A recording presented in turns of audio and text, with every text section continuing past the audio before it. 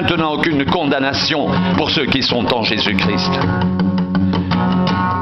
En effet, la loi de l'esprit de vie en Jésus-Christ m'a affranchi de la loi du péché et de la mort. Car chose impossible à la loi, parce que la chair la rendait sans force, Dieu a condamné le péché dans la chair en envoyant à cause du péché son propre Fils dans une chair semblable à celle du péché, et cela afin que la justice de la loi soit accomplie en nous qui marchons non selon la chair, mais selon l'esprit. Ceux en effet qui vivent selon la chair s'affectionnent aux choses de la chair, tandis que ceux qui vivent selon l'esprit s'affectionnent aux choses de l'esprit. Et l'affection de la chair, c'est la mort, tandis que l'affection de l'esprit, c'est la vie et la paix. Car l'affection de la chair est inimitié contre Dieu, parce qu'elle ne se soumet pas à la loi de Dieu et qu'elle ne le peut même pas. Or, ceux qui vivent selon la chair ne sauraient plaire à Dieu. Pour vous, vous ne vivez pas selon la chair, mais selon l'esprit, si du moins l'esprit de Dieu habite en vous. Si quelqu'un n'a pas l'esprit de Christ, il ne lui appartient pas. Et si Christ est en vous, le corps, il est vrai, est mort à cause du péché, mais l'esprit est vie à cause de la justice. Si l'esprit de celui qui a ressuscité Jésus d'entre les morts habite en vous, celui qui a ressuscité Christ d'entre les morts rendra aussi la vie à vos corps mortels par son esprit qui habite en vous.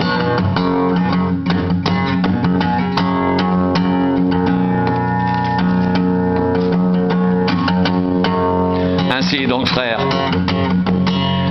nous ne sommes point redevables à la chair pour vivre selon la chair. Si vous vivez selon la chair, vous mourrez. Mais si par l'esprit vous faites mourir les actions du corps, vous vivrez.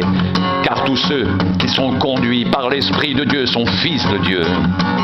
Et vous n'avez pas reçu un esprit de servitude pour être encore dans la crainte, mais vous avez reçu un esprit d'adoption par lequel nous crions « Abba, Père !» L'Esprit lui-même rend témoignage à notre esprit que nous sommes enfants de Dieu.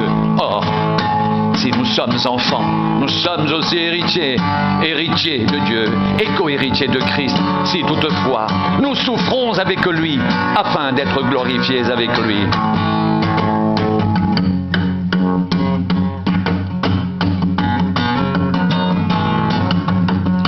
J'estime que les souffrances du temps présent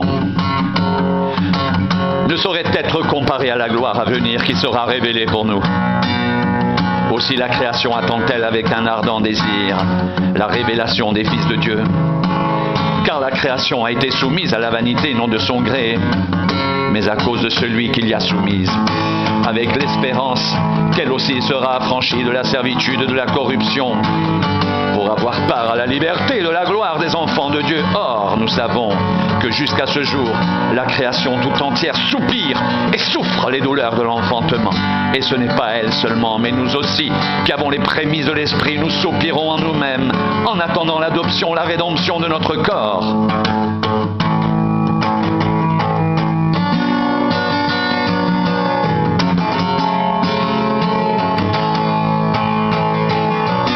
C'est en espérance que nous sommes sauvés. Or, l'espérance qu'on voit n'est plus espérance. Ce qu'on voit, peut-on l'espérer encore? Mais si nous espérons ce que nous ne voyons pas, nous l'attendons avec persévérance. De même aussi, l'Esprit nous aide dans notre faiblesse.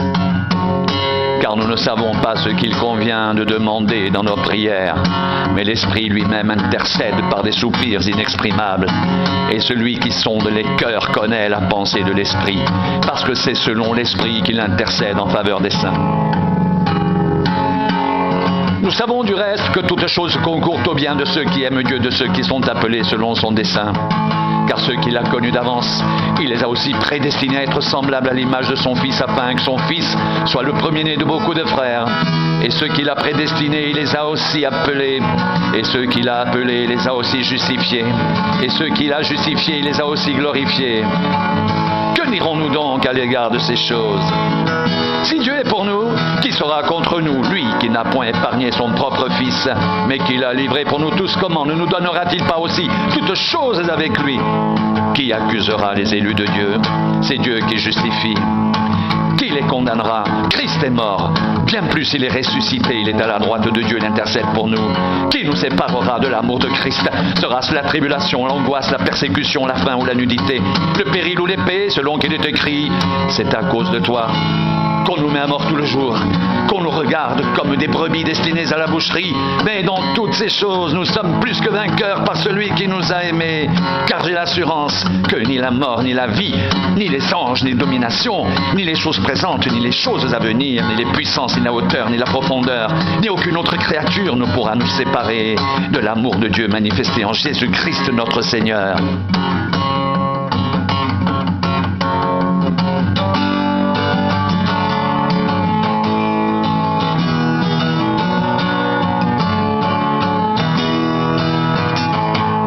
Dans toutes ces choses,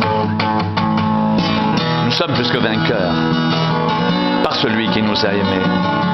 Car j'ai l'assurance que ni la mort, ni la vie, ni les anges, ni les dominations, ni les choses présentes, ni les choses à venir, ni les puissances, ni la hauteur, ni la profondeur, ni aucune autre créature ne pourra nous séparer de l'amour de Dieu manifesté en Jésus-Christ, notre Seigneur.